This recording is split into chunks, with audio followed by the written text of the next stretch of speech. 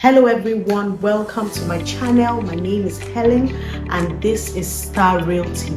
Today I'm going to be talking about some documents that you need to know as a buyer when it comes to purchasing real estate. So these documents are the title documents that are attached to any listing, be it for land or for building. But as a buyer in Nigeria, you need to understand the various title documents attached to any real estate property. And you also need to know the power that these documents grant to you as a buyer and the constraints of some of these documents and the limit to what this document means in legal terms or real estate terms, in any term in quotes, as long as it has to do with transaction for real estate. The very first document that I will be talking about today is called a governor's consent. A governor's consent is a document that is issued to you when you purchase a land that has a C of O. It's a document that lets the governor and the public know that this land has changed hands. The ownership of this land has changed hands. This is a sample of a governor's consent. There can be only one owner of a certificate of occupancy, C of O, on a particular land, which will not be replicated for another person once the land has been sold or transferred to another person. However, a governor's consent will be obtained. And if that person also decides to sell the land after a while to another person, another governor's consent must be obtained from the new buyer. The next document that I will be talking about is called a C of O, known as a certificate of occupancy. Now, this is an official document that is issued by the state government to whoever it is that is interested in a land, and that land is leased out to that person for a period of 99 years. This is a solid document, a solid land document that most properties or lands or whatever always want to be associated with. To verify if a C of O of a land in Lagos is genuine, take a copy of the C of O or the C of O number to the land registry. So it's a document that gives you validation and full ownership of a land, a real estate property, C of O. And that document lasts for a period of 99 years. So when you hear any realtor or anybody or any company or any agent or whatever saying that, oh, we have a property for sale, and the next thing that the person says is, oh, it has a C of O. I mean, it gives you a full assurance and comfort that there is no form of issue with that land or property. The next title document is called an excision. So this simply means that the government has given back the land to the indigenous and traditional owners of that land, be it in a community or in a village. So that land in question was formerly under government acquisition, but now the land has been excised and given back to the traditional and the indigenous owners of that land, who originally were the owners of the land before the government acquired it. Right now, that land in question now can be valid for any processing of C of O, that is certificate of occupancy. So when you hear excised land being the title of a property, it's also a good one, because that means that the land is not under any form of government acquisition and the land is now under the original and rightful owners. However, those owners have to make sure that they do not sell any land that is outside the boundaries of the excised land. An excised land can be expensive, as the excision process is very time consuming and costly, and this is sometimes included to the cost of the land as expenses incur. Now, a deed of assignment is an agreement between the buyer and the seller. It shows everyone that the property or the land in question or the real estate property in question has changed hands.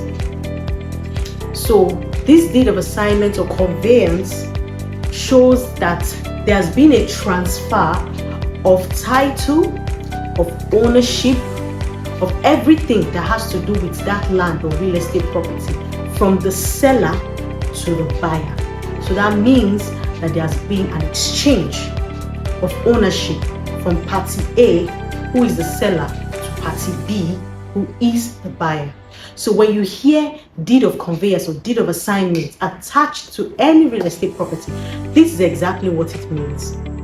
It's also a very valid document to own, but there are other documents which I have explained previously, like the certificate of occupancy and the rest. And keep watching because you will learn more about other documents that are quite important for your real estate transaction and investment. Every deed of assignment must contain certain information, which includes the names of the parties to the agreement, the address of both parties, the history of the land in question, the agreed cost of the land, description and size of the land to be transferred, covenants or promises both parties choose to undertake to perfect the transfer of the document, the signature of the parties to the assignment and witnesses to the transaction.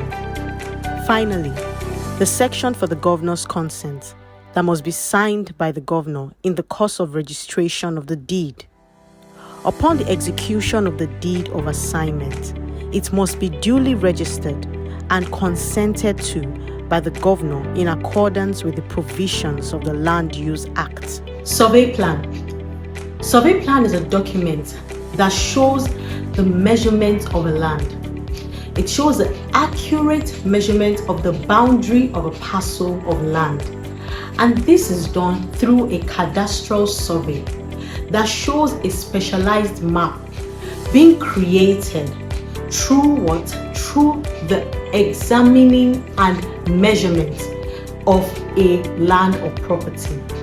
So it shows the exact measurement and boundary of a land, and it has to be thoroughly done by a licensed estate surveyor.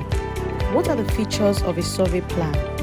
A survey plan must have a title, that is the name of the owner and locality, the location of the survey, the plan number of the survey, the size of the land surveyed, the drawn out portion of the land survey, the SORCON pillar numbers at each point. SORCON stands for Survey Council of Nigeria. The name and life signature of the surveyor who signed the plan with the SORCON seal, address of the surveyor's certification with date of preparation, coordinate of one of the beacon points, a description of the origin of coordinates written as UTM zone, either 31, 32 or 33. These are the various zones: Zone 31, Zone 32, and Zone 33.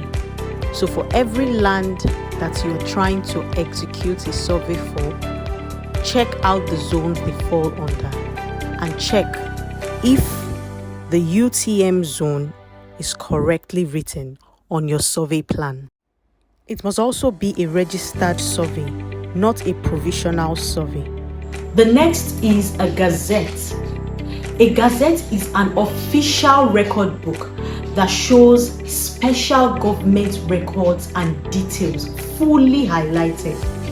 A gazette will show you the villages, the communities that have been granted accession.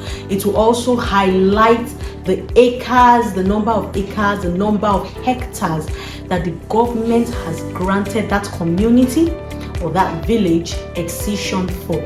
So you should always look out for a gazette if there is any, and check if that land that you are interested in, if it falls under the particular land or the area or the boundaries that the government has granted excision for, so that you do not go and fall prey for any bad business that has to do with real estate purchase and real estate investment. The cover of the Gazette must include the number of the Gazette, page of the Gazette, and volume of the Gazette. It must also include the date and location it was issued. The logo of the country and the inscription of the title must be clearly and boldly written on it.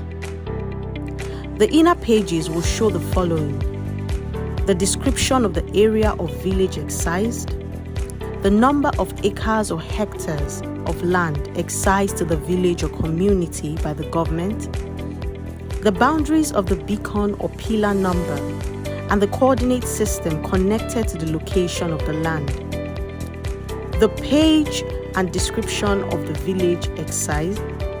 Contract of sale. A contract of sale is a contract between two parties, the buyer and the seller. It may be two or more parties. It may be more than one buyer, but it's a contract between the buyers and the sellers that shows that the buyer is willing to buy and the seller is willing to sell a real estate property. This contract highlights the terms and conditions for the sale and purchase of a real estate property. So that is what a contract of sale is. It just shows the terms, the conditions. It highlights all the necessities that each party should know and agree on before a sale is closed. So it just highlights the terms, the conditions for the purchase of a real estate property and for the sale of a real estate property. It's a contract, like I said earlier, between the two parties, the buyer and the seller. The next is a receipt. The receipt is a proof or evidence of payment issued by the seller of a real estate property to the buyer that shows that the buyer has made payment for that real estate property. So the receipt is also a very important and valid document that highlights the costs of that property and also highlights the beneficiary of that sale, which is the buyer. What should be on the receipt for the purchase of a property? First, the name of the vendor in full, location of the vendor, name of the buyer, that is the person making the payment, place of residence of the buyer, description of the property to be sold, value and amount paid, either part or full payment, payment date, and signatures of buyer and seller. So it's issued from the seller to the buyer. It's a very valid document that shows the value, the worth of that real estate property, and also whoever it is, that is who, the person that made that payment for that real estate property, be it land or buildings. Also a very valid document that you should have and you should keep safe for any future wahala.